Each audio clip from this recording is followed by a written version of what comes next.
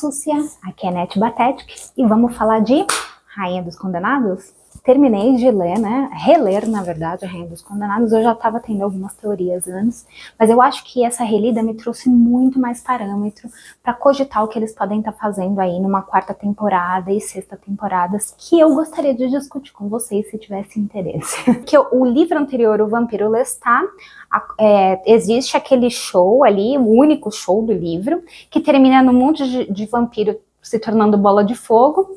A Gabrielle chega e ajuda o Lestat e o Louis a escaparem. Eles capotam no carro, o Louis quase pega fogo e eles vão para um lugar bonitinho e se conhecem, né? Porque o Louis não conhecia a Gabrielle. No caso, o Lestat reencontra com a mãe, que é, sei lá, séculos que ele não via, porque não tinha celular para eles trocarem mensagem bizarra. E aí, né, eles não sabiam nessa ocasião que eles estavam sendo stalkeados tanto pela Caixa quanto pelo Caiman. Tá ali todo mundo só bisoiando esses três vampiros. E tem uma coisa muito curiosa nesse ponto, que o Lestat, apesar dele ser bem poderoso, ele escutar as vozes, ele não tem essa facilidade. Tanto ele quanto a Pandora, apesar da Pandora ter milênios também de idade, eles não são tão atunados nas vozes vampíricas. Isso é uma escolha e talvez até fortaleça esses vampiros que optam por se desligar desse rádio constante, né, para não ficar malucos, de ficar ouvindo toda essa gente falando.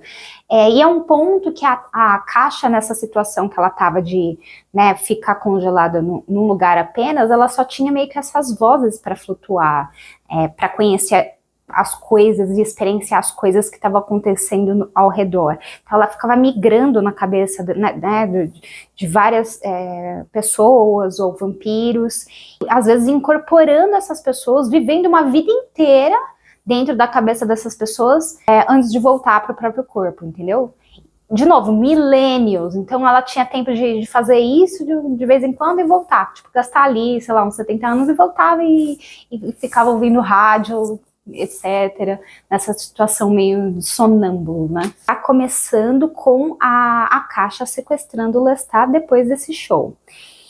Mas não começa diretamente no mesmo lugar que acabou o Vampiro Lestat, que é ela chegando e tirando ele debaixo da terra e levando para o tralalá, enquanto a Gabrielle e o Louis tá em outro local e o Caiman tá ali. Ele tava lá para avisar ele, um inútil, né, o Caiman.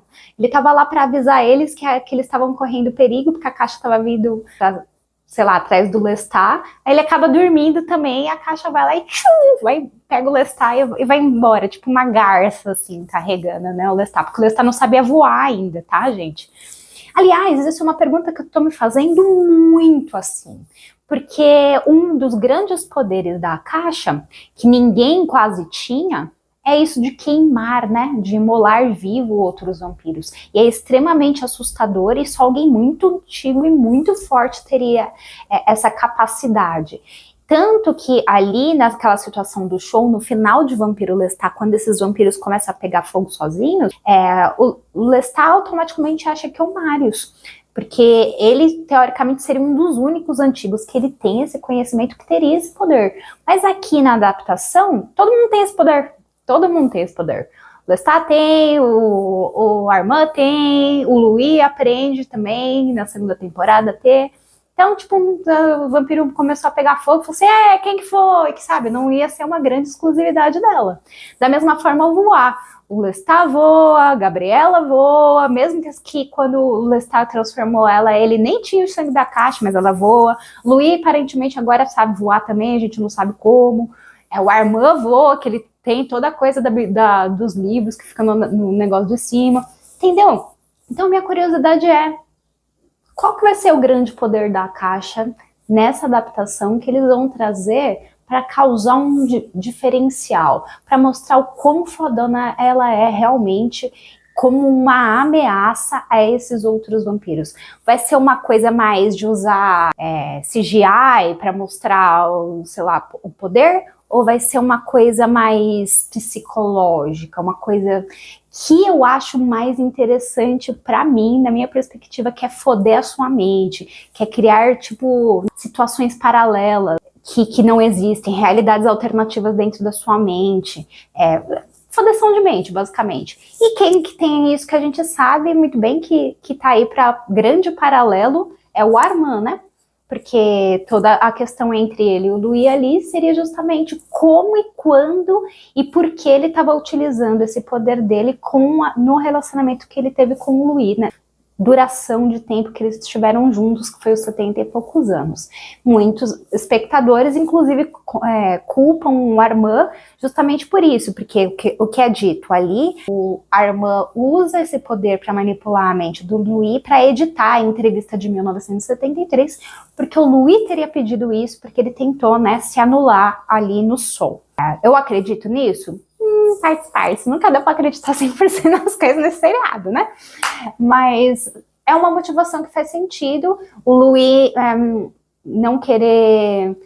Eu acho que não é nem só ele ter corrido em direção ao sol ali, mas talvez também porque o Armand ofereceu entrar em contato com o Lestat e ele estava naquele momento de fraqueza, mas obstinado ao mesmo tempo a continuar, né, nessa, sei lá, jogo de quem que é o mais putinha, basicamente, para continuar com a irmã e fazer tanto ele mesmo quanto o Lestat sofrer, e o Lestat também a mesma coisa do outro lado. Como paralelos, que nem eu estava falando, a gente precisa ter a Akasha, então, usando esse poder de manipulação mental, ao meu ver, e a forma como ela vai utilizar isso tem que ser precioso. Se essa teoria de que ela está controlando a Gabriela é verdadeira, então vamos dizer que angariaria nesse sentido. Até as roupas que ela está usando lembram um pouco as roupas que a Sheila Atin tem aparecido, né, em entrevistas e tudo mais, para fazer a divulgação dela como Akasha. Então, tem parâmetro para interpretar isso, que a Gabriela é tão diferente nessa adaptação porque a Akasha está incorporando ela? Tem, infelizmente tem. Se eu vou gostar disso, vai depender muito de como eles vão estar fazendo. Mas a pergunta ficaria onde, como eles traçariam esses paralelos, né, entre a Akasha e entre o Armand e o Lestat no passado, e como isso encaixaria Devil's Minion também no passado, né, pra gente criar uma história congruente ali, e como diabos Louis se encaixaria nessa história também, né, porque ele não tá envolvido em nada disso nos livros. Ok, vamos começar devagar. O que me causa curiosidade é a coisa dos pontos de vista se alternando ali, né? Nós começamos com o Lestat numa introdução muito fanfic, assim, falando que a narrativa tá vindo dele a partir de argumentos e lembranças retiradas, extraídas na íntegra da cabeça de outras pessoas. Então é dele, mas não é dele, entendeu? Não tem uma edição, teoricamente. O legal seria ter todos esses pontos de vista agregados no mesmo local, e esse foi o trabalho que ele teve. Ele não teve muito de escritor, ele teve de recolher esses pontos de vista e, né, colocar mais historiador do que qualquer outra coisa. Essa é a minha opinião, tá bom? Nessas, então, a gente tem essa introdução do ponto de vista dele, logo em seguida, em primeiro momento já, é o do Marius. E ele tá na filha do Drácula, que lá é um bar, né, nos livros é um bar e não numa rede de hotéis. Ele se divertindo um pouco com essa história dele revelar todos os segredos depois do livro do Louis. Talvez para proteger o Louis, fica meio que, né, meio dúbio aí qual que é a motivação do Lestat, que não seja só causar o caos, que sempre é a motivação do Lestat, né, de uma forma ou de outra. A introdução se encerra com o quê? Com a Akasha acordando, tendo esse conflito entre os dois. Conflito não, né, a Akasha faz assim, só,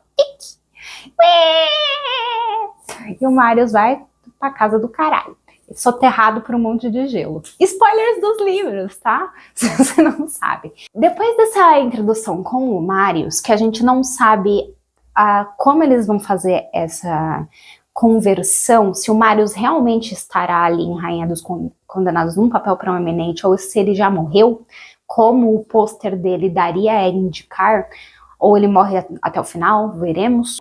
nós temos logo depois dois capítulos que são únicos, que é um historiador que está pesquisando as gêmeas e está falecendo e começou a sonhar com as gêmeas, e a Baby Jinx. A Baby Jinx, ao meu ver, é muito importante porque ela já está introduzida, né? Mas não só isso, porque ela é intrinsecamente ligada a almas, a história das almas, e como não só essa temporada, mas as próximas vão tratar essa passagem do mundo dos vivos, né, para essa situação de estar sem corpo, e como isso vai funcionar tanto para ladrão de corpos, quanto com essa entidade, a Mel, ajudando a fazer essa criatura que é o vampiro dentro dos livros da Anne Rice, né? Quem que a gente tem com alma penada? É a Cláudia.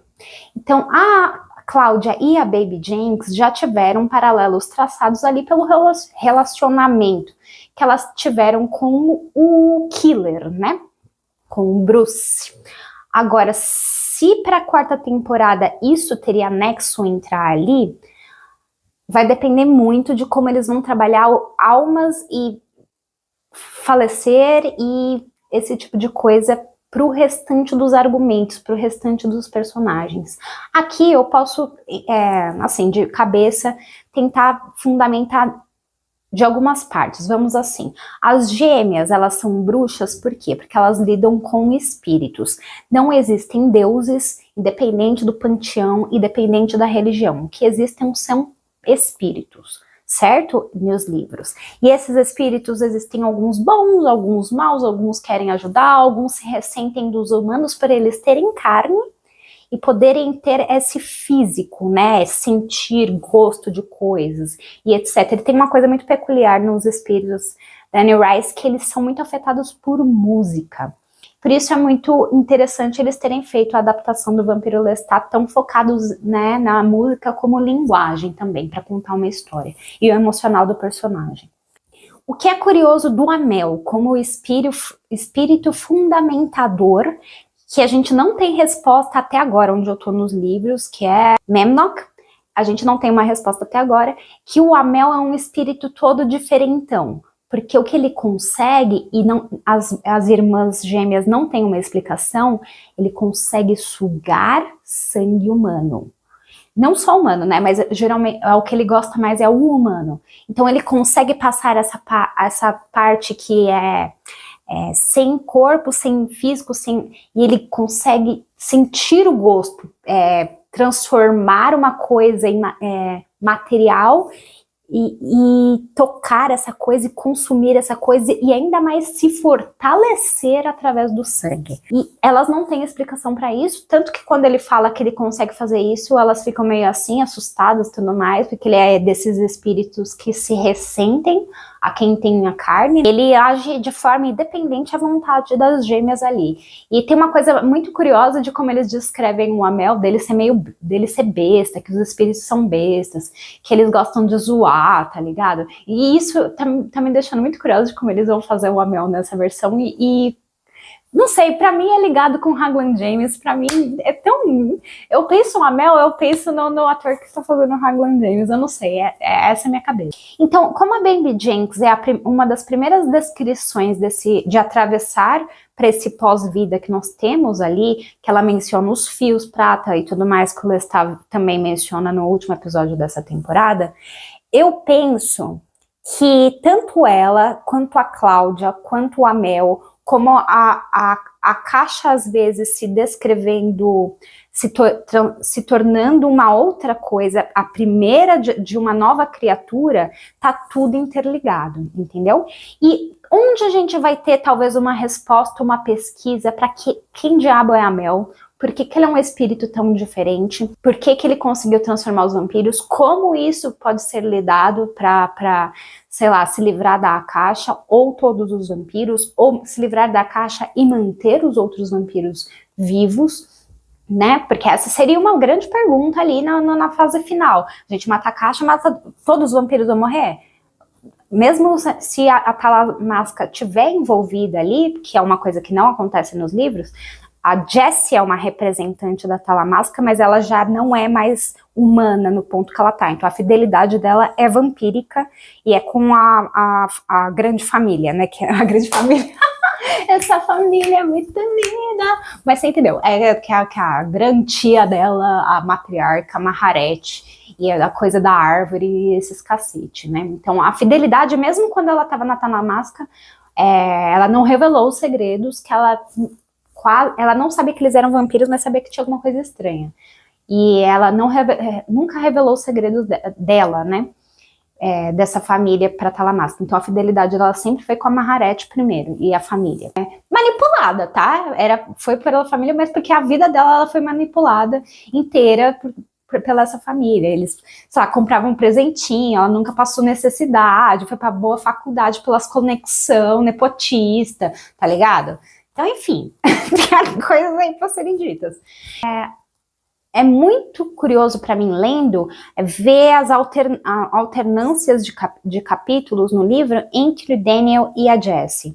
Porque após a Baby Jinx e após esse capítulo aí do cara morrendo, que é estudioso das gêmeas, que não é da Talamasca, é só um cara aí, começa a intercalar, né, perspectivas antes do show, para chegar até o show. Certo? Para chegar até o sequestro novamente que aconteceu no final do livro anterior, só com perspectivas diferentes. Então nós temos quem?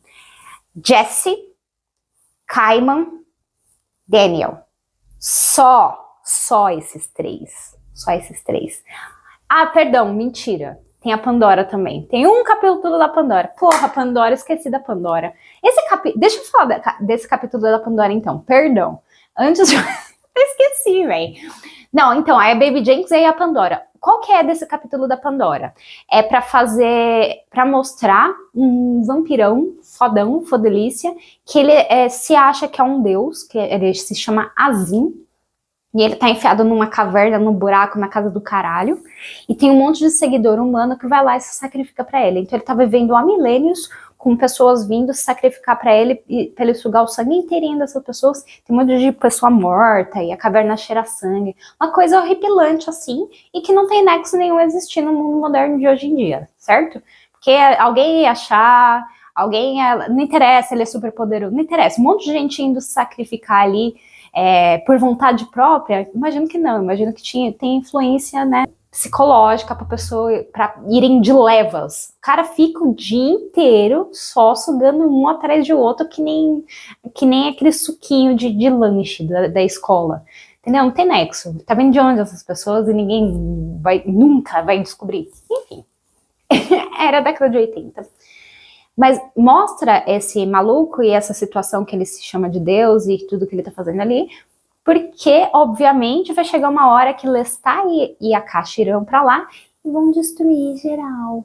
É a primeira aprovação que o Lestat tem como escudeiro da Caixa, como príncipe dela, príncipe consorte dela, que ela leva ele lá, tanto para ele se provar, quanto para ela mesma, porque esse vampiro, meu bem, no sangue, tanto o sangue assim, enquanto ela tava secada, que nem uma múmia ali, entendeu? Sem consumir sangue, ela queria saber se ela era tão poderosa mesmo, tá ligado? Ela queria se testar ali, tanto que o Lestat tenta ajudar ela, enfim, ele tenta ajudar ela um pouquinho, ela manda ele falar, porque ela quer lutar contra esse maluco. Então, na minha cabeça, essa cena com a Pandora e apresentar esse maluco random que, obviamente, a Caixa mata, tem um certo sentido, porque a gente precisa desse contraponto para saber o quanto poderosa ela é, tá ligado? Mas como a gente já tem o Marius, por vezes eles usam mesmo o Marius para fazer isso logo, entendeu? Para fazer esse talvez embate logo de uma vez. E como eu não acho, não é um filme, né? Não é um filme da Marvel. Então gastar em CGI para fazer lutinha de vampiro, que no final das contas vai acabar ficando muito tosco, porque não vai chegar nunca nos parâmetros de um filme de milhões e milhões de dólares, bilhões de dólares. Então eu não sei até que ponto eles vão querer se arriscar nesse sentido, entendeu? Para mostrar um conflito da Caixa com físico entre ela e esse Azim, ou entre ela e o Marius, ou até entre ela e o Kaiman, né? Ou a versão que essa história vai fazer do Kaimon. Tá, então tá. E aí tem esse encontro da Pandora com o Azim. E por que tá ali pra apresentar esse Azim que vai ser esmigalhado pela caixa? E pra Pandora ficar sabendo que o Marius está soterrado embaixo de gelo, porque a caixa mandou ele pra lá, e pra ter alguém pra resgatar ele. Que a Pandora, mesmo sem conseguir ler a mente do criador dela, ela pega outro vampiro pra esse vampiro ouvir, usar esse outro vampiro como sensor, como que é o nome do? Sonar, pra usar como sonar, porque mesmo que ela não consiga ouvir, ela é meio ruinzinha, tá ligado? Pra ouvir o eco na mente de um terceiro vampiro, tá ligado? Porque se o vampiro é muito velho, muito poderoso, ele pode fazer isso, usar o eco de um outro vampiro pra ler o pensamento dele, pra saber o que o seu fledgling tá fazendo, entendeu? Que, aliás, muito importante, que eu comentei em outro vídeo, o First Brood, que são os primeiros vampiros criados pela caixa. Por que tem que ter pelo menos um desse First Brood aqui na 4ª temporada? Porque a caixa não consegue ouvir os pensamentos deles. Então não é só eles serem velhos e poderosos. Isso aí, por exemplo, existe esse Azim, entendeu? Quase tão velho quanto ela, mas não tanto, mas ele é muito poderoso porque ele consome muito sangue. Entendeu? Porque ele nunca foi dormir embaixo da terra, porque ele tá sempre antenado em tudo que tá acontecendo. Então ele é poderoso de uma outra forma. E poderia muito bem ser mais poderoso que a caixa, por isso que ela queria se testar com ele. E, aliás, é assim que eles tentam localizar o Lestat, ou saber se o Lestat tá vivo. Tentar ver se outros vampiros enxergam o Lestat, enquanto ele e a caixa estão circulando o mundo, ou humanos, e a partir disso usar esse tipo de sonar terceirizado para ver se ele tá vivo ainda, entendeu? E assim, o interessante no livro é que existem 2 conflitos principais que as gêmeas criam com a caixa e Enkill. E os 2 estão envolvendo fé, certo? E a crença de que existe um outro local que os espíritos ascenderiam para os espíritos bons ou espíritos ruins, ou que se existem deuses ou não. Nesse caso, os deuses egípcios, entendeu? Então, o primeiro conflito, quando a caixa e Enkill são humanos, eles arrastam as bruxas, as gêmeas, para lá para responder essas perguntas empíricas e teológicas, depois de foder com o funeral canibal delas com a mãe. Então, nesse primeiro conflito, a caixa, que foi uma sacerdotisa, tá? Na época da juvenil dela, ela foi ela ajudava a cultuar uma deusa ali, que eu não me lembro agora qual deusa é, antes de casar e assumir como rainha, mas ela não tinha fé de verdade, ela não acreditava que tinha sobrenatural, não acreditava que tinha nada disso, então ela fingia só, né, para servir o papel assim dela. Mas quando as gêmeas provocam os espíritos ali, principalmente o Amel, que o Amel chega e traz um colar que teria que estar na tumba da mãe dela, ele simplesmente produz esse colar do nada, ela se caga de medo inteira. E aí tem toda uma situação lá dela duvidar, e acreditar ao mesmo tempo, e aí quando ela acredita finalmente que realmente tem o sobrenatural, que realmente tem esses espíritos, mas que as respostas das gêmeas não existem Deus, não existem deuses, não existe sentido para a vida, não existe céu nem inferno, existem só almas desencarnadas que ficam flutuando aí ou desaparecem para todo sempre. Não vai te confortar, é um caos e sei lá. Esses espíritos são bobos, mas eles ajudam a gente a fazer chuvinha para qualquer coisa, as plantações crescer. É assim que funciona, tá ligado? E por vezes eles conseguem prever o futuro, mas olha lá, daquele jeito. E a caixa se ressente disso, se ressente que agora que ela acredita, mesmo assim não tem nexo nenhum. E ela tem medo disso, né? De não ter a existência não fazer sentido. E também quando ela morrer, ela parar de existir para todo sempre. Fica aterrorizada em relação a isso. O que ela fala? Vocês são bruxas, esses espíritos são demônios e vocês devem sofrer. É isso, vocês são malditas. Aí tem toda a situação deles fazerem o estupro, né? A cena do estupro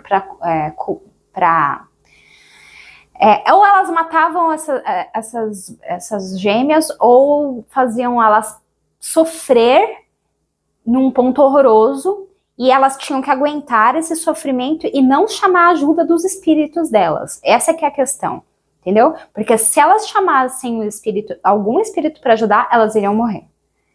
Então, o que acontece é que o rei dá um colar para o Caiman, que é o serviçal dele, agir no seu lugar durante esse estupro. Porque quem teria que ter feito, teoricamente, é o próprio rei. E o que eu acho que vão fazer no seriado é que o Caiman vai ser substituído pelo Seth como personagem, como filho deles, do Enkidu e da Akasha. Não vai ter Caiman. Ou se tiver o Caiman, ele vai ser um humano apenas, entendeu? Mas quem vai estuprar essa gêmea, que eu acho que vai ser a irmã da Akasha, porque as gêmeas vai ser a Akasha e a irmã dela gêmea, entendeu? E eu acho que e aí a irmã dela se rebela, alguma coisa assim, porque as duas têm crenças diferentes, entendeu? Mas aí sei lá, às vezes a irmã dela se conecta a esse Amel e começa a fazer várias coisas com esse Amel ao ponto que a Akasha tem que lidar com a irmã dela. Elas têm um conflito ali, fica nessa situação. Por que o estupro tem que acontecer? Por causa de toda a coisa tem que acontecer. Por causa da toda a coisa da árvore genealógica e tudo mais, né? Então, por vezes é o Enkidu que faz isso. E aí a irmã fica grávida e tudo mais e é libertada, certo? Porém, o Amel se prende à Akasha depois disso, porque ela quer fazer a Akasha pagar, e porque a Akasha, teoricamente, elas que são as gêmeas, né, e elas têm uns poderes similares, então essa versão da Akasha também teria acesso a esse Amel. E às vezes só através desse, sei lá, despeito, ódio, alguma coisa, que a Amel consegue se conectar com a Akasha ao invés. Ou às vezes o Amel se encosta nela ali para fazer ela pagar, porque ele ama tanto a outra irmã. E aí, a partir disso, que começa a fodeção, que acaba tornando a Akasha numa vampira. Na primeira vampira, né? Que é o Amel, no ponto que ela tá quase morrendo ali, se pegar na alma dela e envolver nos tentáculos prata dele e tornar a carne dela uma outra coisa. Aliás, muito importante também, que eu tava falando das almas, o que a Baby Jinx traz ali, e como isso com a Cláudia, com a Mel e a origem dos vampiros, é tudo uma mesma coisa para se tornar num plot, né? Para montar uma história ali. Como os vampiros são transformados? Você tem que sugar todo o sangue, mas não é exatamente um requerimento você sugar o sangue da outra pessoa. Por exemplo, a Akasha foi esfaqueada, certo? Então o sangue dela já estava saindo do corpo dela. Da mesma forma o Enkidu, o sangue já estava todo fora, não foi um vampiro que foi lá e tirou. Mas o que acontece é que eles estavam morrendo, certo? Então a pessoa tem que estar quase morrendo. Então se é o vampiro tirando o sangue, ou sei lá, uma outra situação que tá fazendo essa pessoa quase morrer, aí sim você pode dar o seu sangue vampírico, porque a alma dessa pessoa tá quase descolando do corpo, certo? Tá solta ali. E aí é nessas que tipo com uma contaminação, tipo um vírus. E aí bebendo sangue, o espírito do Amel entra e vai se enrolar nessa alma solta para transformar a carne, entendeu? Então, por que é intrínseco mesmo? Vampiros e almas são intrínsecos e isso tem que ser o tema da quarta temporada, porque é a origem dos vampiros. E a primeira que acontece isso é a Akasha. E é ela que experiencia isso primeiro, entendeu? Aliás, a explicação de como ela simplesmente sabe como transformar o Enkyo ali, logo de cara, ela acabou de ser transformada, tava morrendo, nem sabia direito o que estava acontecendo.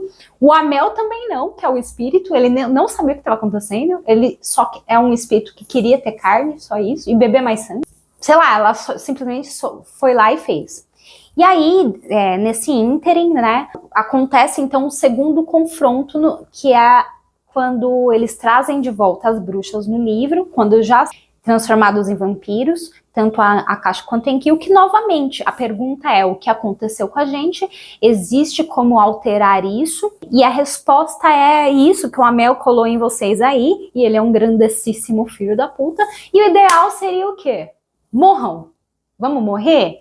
Porque do mesmo jeito aconteceu com vocês, você transformando em Enkyo, e você pode transformar qualquer outra pessoa, e isso daí vai se espalhar que nem o pior vírus da existência, assim, do mundo. E aí o que a Akasha fala? Não, a gente é muito especialzinho, raio de sol, os deuses tocaram a gente e jamais, a gente é o único.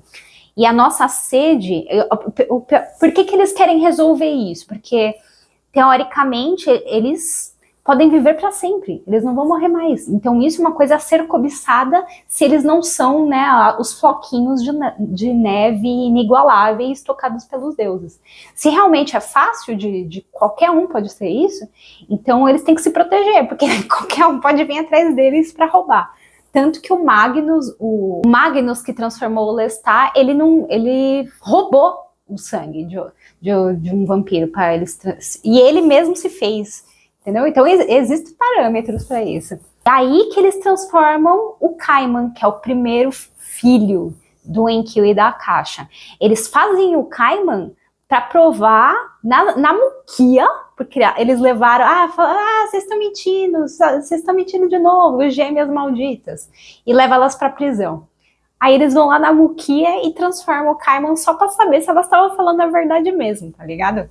É muita cozice. Aí o Kaiman fica, obviamente, pistola, justificadamente, vai ali... Não acredito que eles fizeram isso comigo, filho da puta. Aí ele vai na cela, né, e transforma a gêmea que tá mais puta, que é a que tinha mandado o Amel atrás do Enkyo e da Akasha, por elas terem sido estupradas e tudo mais. E a outra, que a que tá contando a história, ela não quer ser transformada porque ela teve um filho nesse ínterim, né? A irmã dela não, só ela. Convenientemente, mas enfim. Aí, essa história é muito... Enfim! Aí eles fogem, os 3 vampiros... Não, peraí, não. Antes disso, eles cortam a língua. Antes disso, a rainha e o rei falam: não, vocês me tiram, a gente é floquinha especial. Aí eles tiram a língua e os olhos. E aí elas comem essas partes, enfim, e vão pra cela e tudo mais. E aí eles transformam na Muki o Kaiman, aí o Kaiman vai atrás delas na cela e transforma uma delas, a outra não quer ser transformada, mas aí, como a irmã já se transformou e elas sempre estão juntas em tudo, então ela acaba, sei lá, aceitando, falando: vai, então vai. E aí acontece a parte mais absurda, que é eles fogem, mas são encurralados por guardas humanos. E aí separam as gêmeas, colocam em caixão diferente, e uma é jogada na água por humanos. Uma é jogada na água e a outra é... nem lembro que caralho que acontece. E o Kaiman, enquanto isso, tá assim, ó. Eu não podia prevenir. Eu não podia prevenir. Humanos! Enfim, essa é a história. Aí uma gêmea se desaparece para todo sempre, que é a gêmea cega. Não, é a gêmea sem língua e a gêmea cega que teve o filhinho do estupro e tudo mais, que o Kaiman não reconhece essas crianças, tá?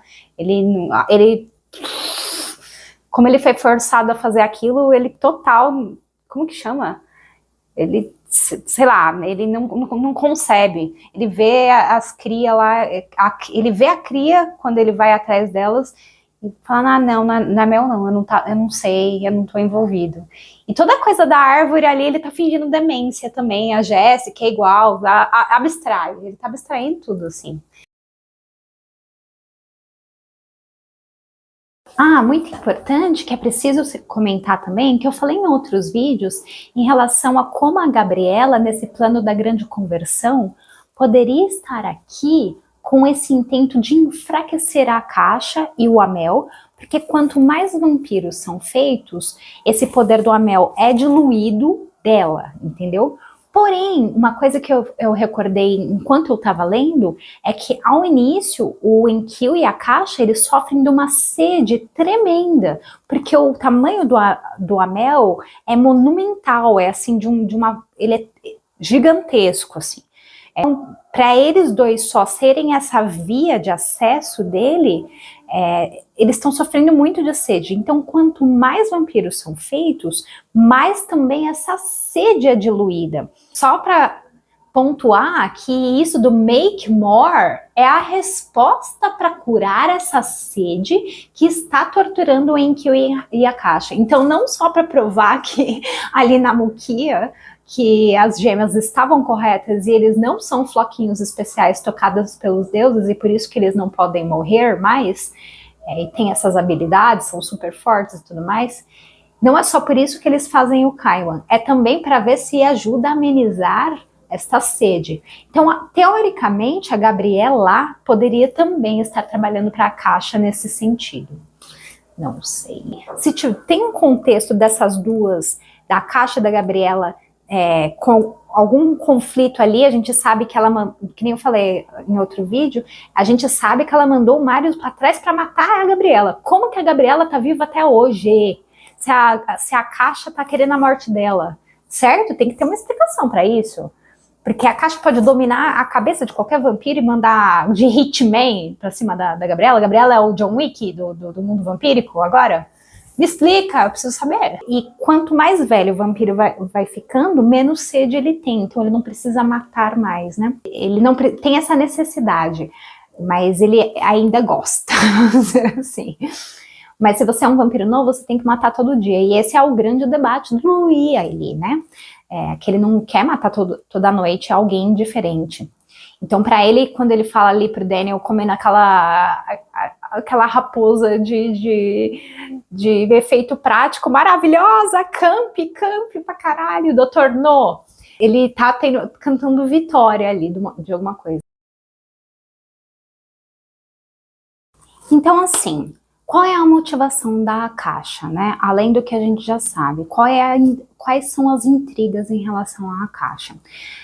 A princípio de tudo, seria isso de se sentir sozinha no universo, sem uma motivação, sem propósito, muito ligada à religião e o sentido de todas as coisas. Ela se sentir sozinha e precisar do Lestat como companhia, não só uma companhia, mas alguém que acredita nela, poderia muito bem se ligar a essa ideia de ter uma gêmea que ela teve uma ruptura, uma cisão muito forte por causa dessas crenças, por causa dessa missão, dessa ideia de seu lugar no mundo, né? Servir a outrem ou ser servido. Mais ou menos poderiam ser os paralelos ali. Primeiro, a primeira parte, que nem eu falei, nós iniciamos como se fosse uma retcon ali da finale do Vampiro Lestat com um show, só que com um ponto de vista de Jesse, Daniel e Kaiman, principalmente. Anterior a isso, a gente tem Baby Jenks, o maluco que ninguém liga, e a Pandora. Mas esses três, conforme eu falei, para uma adaptação, com o Daniel é Devil's Minion, basicamente. O Kaiman poderia ser o Set, né? Ou essa outra gêmea, mas eu imagino que o Set seja o caminho para ser ligado. E a Jessie, para mim ficou muito forte todos os paralelos que a Jessie tem com o Daniel. Muito principalmente porque a Jessie só decide se unir à Talamasca porque a Maharet, ela faz uma lavagem cerebral na Jessie, né? Ela tira a memória de descobrir a árvore da família e não permite a Jessie se unir de verdade com essa família vampírica. E é basicamente o que a gente tem com o Daniel entrando numa espiral ali, né, de um relacionamento com a irmã que nunca vai chegar nessa catarse de se unirem completamente com uma união de iguais, porque teoricamente ele se tornando um vampiro, ele seria o parceiro ideal ali pro Armand, sendo que o conflito do Armand é que ele sabe que o Fledgling sempre vai se ressentir do criador dele ali, né? Teria isso. Nesse caso, como nós temos Talamasca com Raglan James, Gabriela com um passado que a gente não tem ideia do que está acontecendo, todas essas saidinhas que ela dá, a gente não sabe o que está acontecendo. Tem o Louis e tem o ponto de vista do Lestat. E o ponto de vista do Lestat a gente vai chegar lá. Mas como a Jessie tem uma coisa muito específica de ligação com a gêmea que vai dar a veia para ter uma pessoa diretamente contra a Caixa e diretamente com uma motivação em relação à Caixa, eu acho que a pessoa que poderia trazer esse ponto de vista seria a Gabriela, entendeu? Pra gente descobrir qual a motivação dela para criar a grande conversão, se tem uma união intrínseca com a Talamasca e quem está por trás da Talamasca para direcionar o Raglan James ali. Porque o Raglan James, ao que parece, nem sabe da existência de alma. Se é essa gêmea, seja ela uma vampira esmigalhada, que não tem como lutar contra a Caixa na situação que ela tá, ou um espírito, porque a Caixa matou ela e o espírito dela vingativo ficou nessa terra, para chegar o momento dela conseguir se vingar da Caixa, quando ela ascender novamente.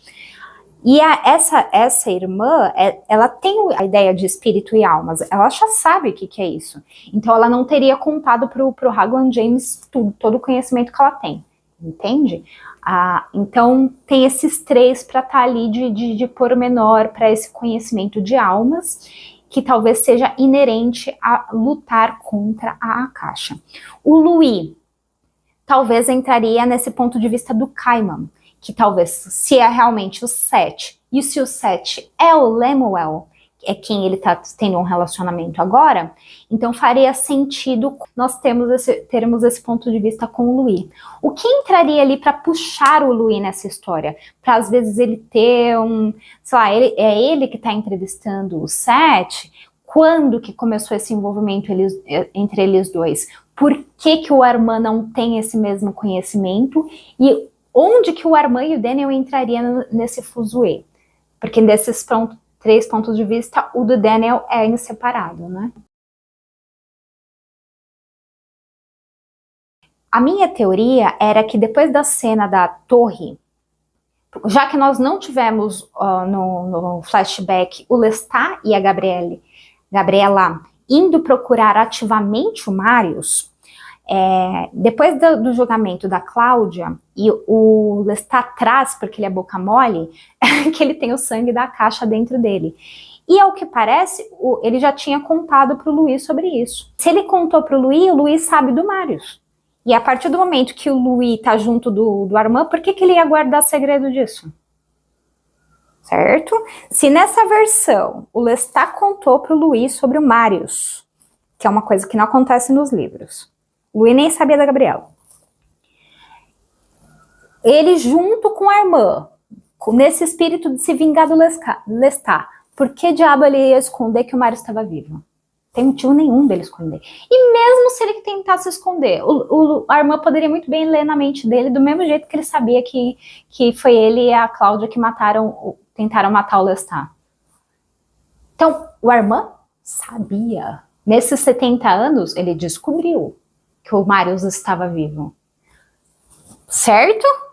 Eles irem atrás do Marius e dessa forma, por vezes, encontrarem aqueles que devem ser preservados, poderia ter uma série de consequências ali do passado, poderiam trazer pra gente agora. Mas muito curioso nessa minha teoria é que se eles foram atrás do Marius e encontraram aqueles que devem ser preservados,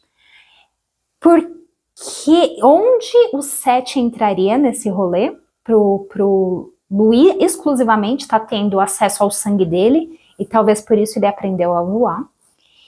Porque o Armand, quando ele corta a cabeça, ele comenta que o Louis só está vivo por causa do sangue do Lestat, como criador dele. Mas se o Louis está consumindo o sangue do Seth, isso também agregaria ao fato dele estar vivo sem a cabeça. Muito. E ao que parece, o Armand não tem esse conhecimento. Então o Louis se envolveu com o Seth depois deles se separarem nesses últimos 3 anos apenas? É essa questão. Às vezes, com a entrevista é o que motiva o Seth a ir atrás do Louis. Isso teria anexo para mim. Se aqueles que devem ser preservados estavam na torre em Dubai, e o Armand e o Louis assumiram esse papel depois de terem matado Marius, e trouxeram aqueles que devem ser preservados ali atrás, e mataram Marius para isso, velho, tem um monte de coisa ali que poderia acontecer. Tem que ter o sentimento da Akasha em relação a isso. Porque, né? E do Armand. E do Louis. Então, se eles dois foram os guardiões da Akasha e dos restos do Enkil por 70 anos juntos, então a gente teria muito mais teor para brincar aí na 4ª temporada. Porque teria que ter... Ela criou um relacionamento com esses dois que a gente não tem conhecimento nenhum e seria muito divertido ter. Ainda mais do ponto de vista dos dois, né? Porque o Louis tem toda essa culpa católica, e do Armand porque ele sofreu lavagem cerebral de culto. Puta que pariu, eles poderiam brincar muito com isso, se livraram do Marius tão cedo e vão colocar 2 dos nossos protagonistas ali dentro do CERN, lidando com ela por 70 anos, quase o mesmo período de tempo que o Lestat teve. Então ele vai ter que falar assim, eu tive 10 anos a mais com ela do que vocês dois. Porque o Lestat gosta de chamar de florzinha especial, que tem o sangue da Akasha dentro dele. De repente o Armand e o Lestat, o Armand e o Louis também tem, tá ligado? E aí o Louis, não só isso, mas aí... Eu acho que não. Eu acho que se eles foram realmente o guardião do Enkil e dela por 70 anos, nesses 70 anos, eu acho que eles não consumiram o sangue dela, não. Eles seriam mais espertos. Eles não teriam despertado ela que nem o Lestat, de colocar um pouquinho de sangue na boca. Eles não fariam essa besteira de provocar o almoço com a vara curta só para ver o que vai acontecer. Eles não fariam isso. Então ele seria floquinho de neve especial porque ele trocou sangue com a Akasha. Tá, seja feliz. E aí, depois da entrevista, o Louis expulsa o Armand, a entrevista é publicada, e de repente é assim que o Seth encontra ele, e ele só conseguiu se livrar de todos os vampiros que vieram atrás dele de Dubai, porque um desses vampiros foi exatamente o Seth?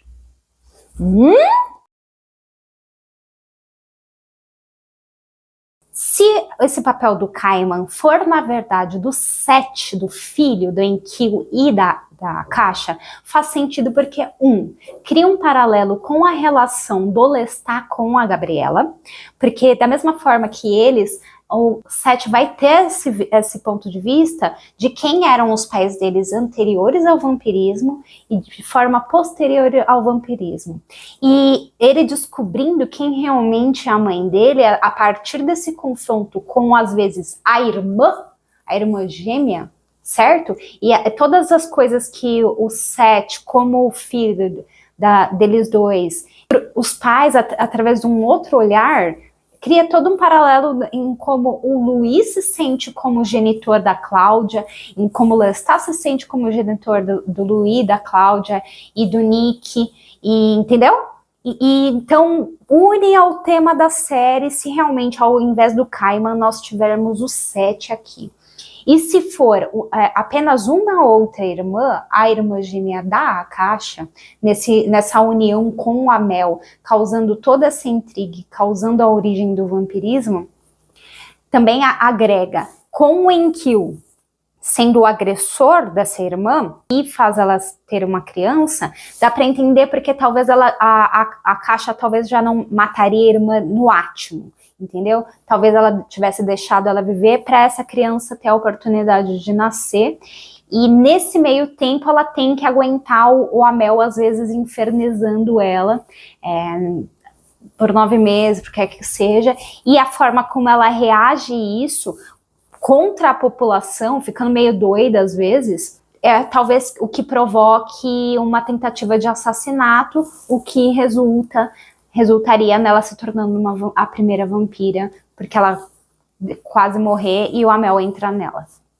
Aí teria um outro conflito entre ela e a irmã, e um conflito final, ou então a irmã dela foge dali, mas ao meu ver, essa separação e o fato da irmã dela nunca ter ido atrás dela para matar ela, se realmente em vez do Caiman for o Seth, faz sentido, porque ele entraria num conflito, porque no livro o Caiman, ele não vai atrás para matar a Caixa, mesmo se isso fosse causar a morte de todos os outros vampiros, porque ele perde a memória no meio do caminho, porque ele estava tão pistola que ele começa a transformar novos vampiros à torto à direito. Ele faz uns exércitos inteiros, que geram as tais guerras de sangue que a gente só ouve ali mais ou menos, sabe? O que aconteceu de ter dois lados de vampiros lutando entre si. Dessa forma, talvez o capítulo inicial, vamos ver, a gente começa a 4ª temporada com um ponto de vista do Louis. Ao invés da gente ter do Marius, é o Louis pós o show. Um monte de gente esmiguelada, é sangue, coisas em slow motion, o Louis olhando assim pra câmera, todo cheio de sangue, umas coisas assim. Aí a gente vira pra câmera assim, é a Gabriela protegendo o Louis do jeito que ela falou que ia proteger.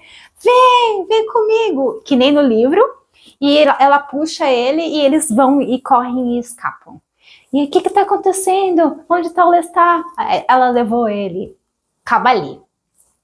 Certo? E aí a gente às vezes tem um flashback dele e da irmã encontrando o Marius e o Enkil. E o Armand nisso tudo, e o Armand e o Daniel nisso tudo. Se a Caixa realmente, toda coisa dela é ter um Minion, é ter alguém para estar acreditando nela, né, na missão dela, e para ela não estar sozinha, o Lestat é tão importante para ela nesse sentido de ficar do lado dela, então o Armand trabalhando para ela como Minion não faz sentido, porque aí ela não teria necessidade do Lestat. Então, para quem ele poderia estar trabalhando? De que lado ele está em relação a isso?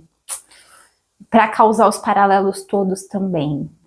E se o Marius já está morto, ele poderia ter a ligação com esse espírito, talvez, da irmã? Atrás da Talamasca, talvez? Porque se ele tiver, ele talvez não tenha ciência do Seth, ou sabe tá cagando e andando, porque ele tem a ligação com a pessoa mais importante disso tudo, que tem conhecimento maior disso tudo.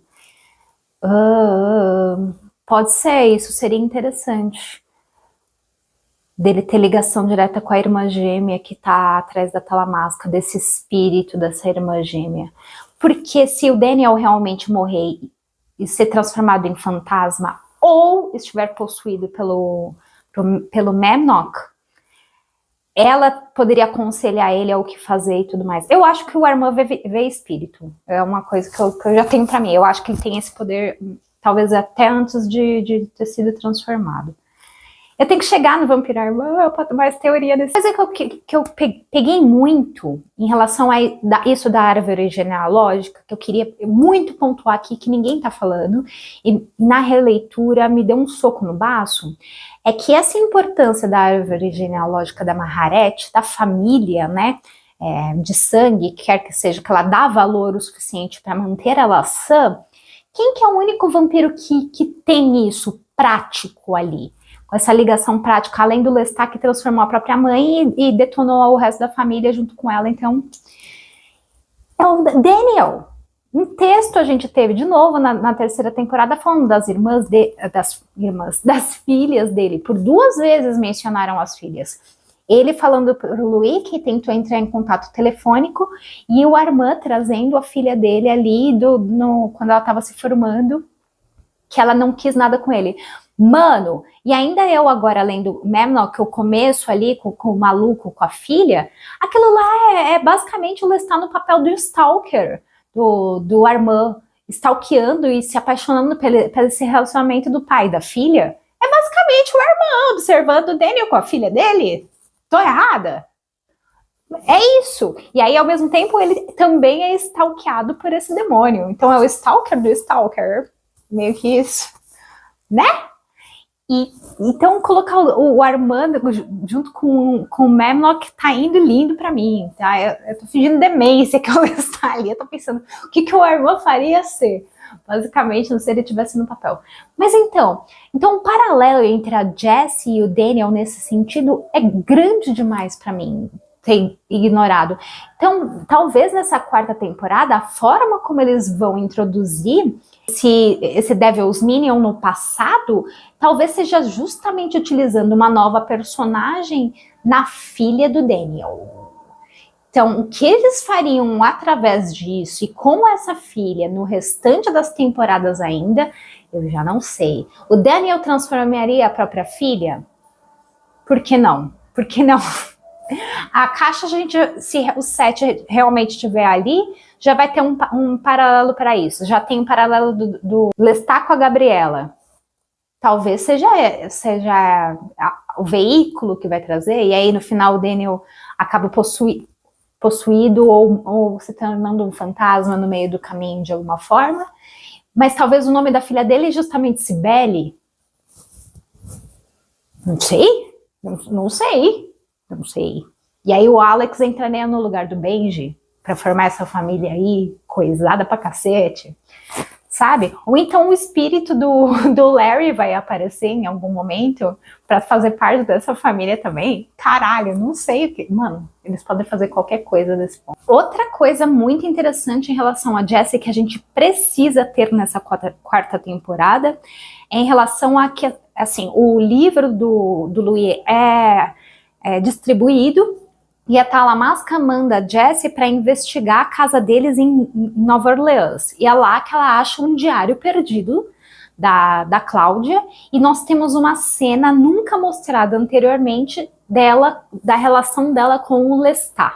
Após isso, ela fica tão assustada porque ela começa a ser assombrada pela Cláudia. Aí tem uma boneca lá também junto com o diário, que ela fica tão impactada e a Talamasca acaba mandando ela para a Índia, onde ela vive por 4 anos investigando o quê?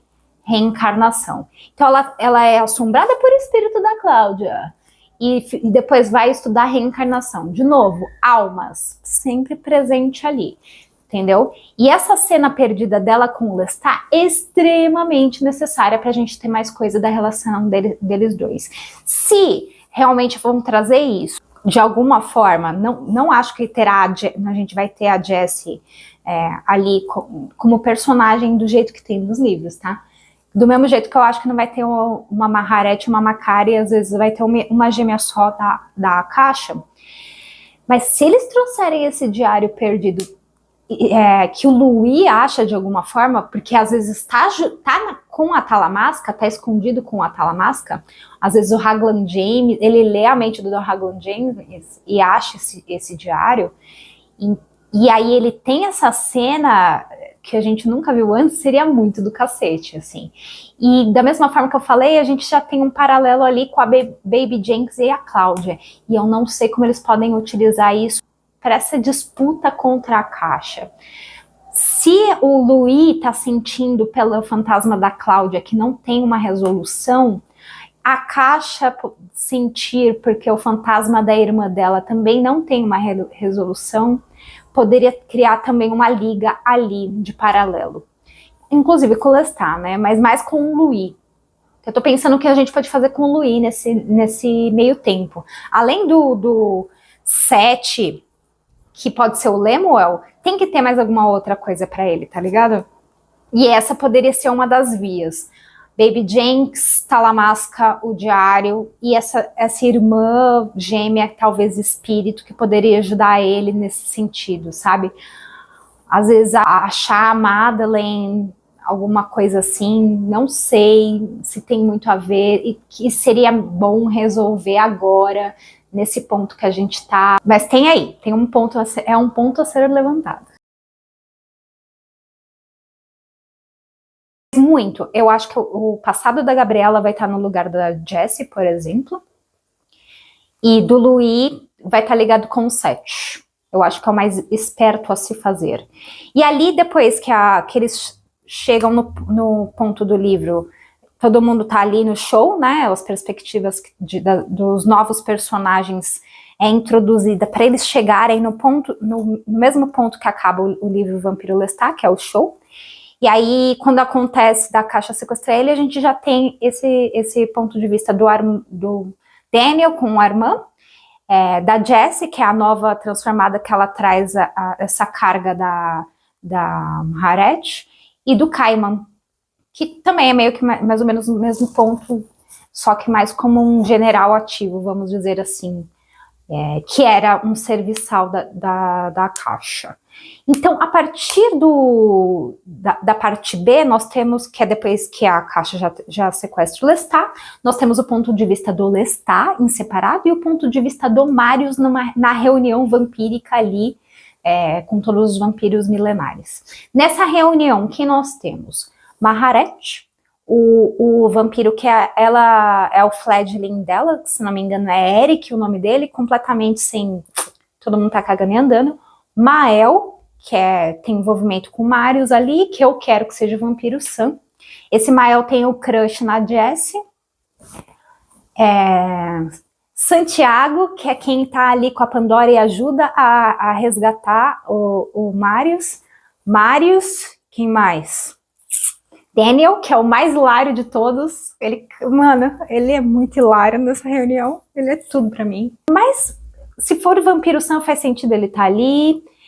Independente se ele é Mael ou não é Mael. E o pessoal da banda eu acho que vai morrer, que nem eu já falei, menos o Alex. O Alex, então, estaria ali. É muito curioso também nessa parte, porque a Gabrielle, nessa reunião, ela sempre direta, sempre ela quem faz a pergunta. Como a gente mata essa vadia sem matar o restante dos vampiros? Ela é total direta, ela não quer ouvir o nhenhenhen da história vampírica e tudo mais. Ela quer saber como que mata a Caixa sem matar todos os vampiros, tá ligado? E quando perguntam por que a Maharet nunca fez nada contra a Caixa nesses milênios, e se ela sabia que o Marius estava cuidando da Caixa da Enkill como se fossem deuses na Terra, que nem um boçal que ele ela fala que ela sabia dele, e teve uma hora que ela entrou ali, pegou uma adaga e foi afundando no corpo, aqui, no coração da Caixa. Até que ela começou a sentir a dor. Essa cena é do caralho, a descrição. Começou a sentir a dor, começou a se sentir fraca e ela tira. Porque ela não quer morrer porque ela ama a família dela e tudo mais. E ela não fica meio assim de matar todos os outros vampiros. Então ela para e vai embora. Agora imagina essa cena se é com o Seth, velho. Com o filho dela, velho. Ia ser pesadinho. A gente tem essa cena com o Seth. E, né? E ali a cena final é a irmã dela, que é às vezes fantasma, encarnando numa vampira. Ou na Regina, não sei. Entendeu? Encarnando em alguém, às vezes até no próprio Lestat. Ou no Louis, caralho, se ela encarnasse no Louis ia ser maravilhoso. Porque ela sequestrou o Lestat e ela estava tentando converter o Lestat como consorte. Então, se no ápice final a irmã dela como fantasma entra dentro do corpo do Louis, vadia, aqui não. E é ele que fode ela e no final é ele e o Lestat, tipo, matam ela e pro Lestat consumir ela, ou os dois consomem juntos, não sei. Pro Amel tá dentro o Amel tá dentro do Lestat, mas a gente não sabe se tá dentro de mais alguém também. A gente não sabe. Porque ele tava em partes dentro do Enkill, e a Caixa consome ele para poder ter toda essa parte dentro dela. No seriado, é o que pareceu. Não é que tá o cérebro dele destruído e tudo mais. E, se não me engano, no livro tem parâmetro para isso também. Para ela ser o único cerne. Dela ter que matar o Enkill para ser a mais poderosa e ser o único cerne. Velho, eu gostei muito dessa ideia, eu sou genial. Um... Mano, se o Santiago vier, uma coisa que eu já falei, mas se dos vampiros novos e se o Marius realmente estiver já morto, eles introduzirem o Santiago aqui para ser um contraponto antagonista e de comentar sobre isso de existência e deuses e tudo, porque para mim isso é inerente ao Santiago e é com o peso que ele teve pro Armand e é inerente à Caixa também, é um tema dessa quarta temporada e de outro, de sempre, tá ligado? Desde sempre que eles não trabalharam bem até agora na adaptação, sabe? De moralidade, de por que a gente tá aqui, do Savage Garden, Devil's Road, que são dois conceitos de uma mesma coisa, que é essa existência vampírica e tudo mais, sabe? Então, se eles pegarem essa quarta temporada para trabalhar isso, porque a Caixa é uma deusa autoprofetizada, né? Ela quer exercer seu poder nesse papel de deusa. Então, eu acho que precisa ter esse argumento ali religioso, sabe? De nós tão poderosos, qual é o nosso papel aqui? Então é meio que isso. O que mais que você acha que acontecer? Tem parâmetros aqui das minhas interpretações todas. Gostou dessa final da minha fanfic? Deixa seu comentário aí. Tá venoso, eu devolvo na mesma. Teu drama eu viro hype, teu caos eu viro tema.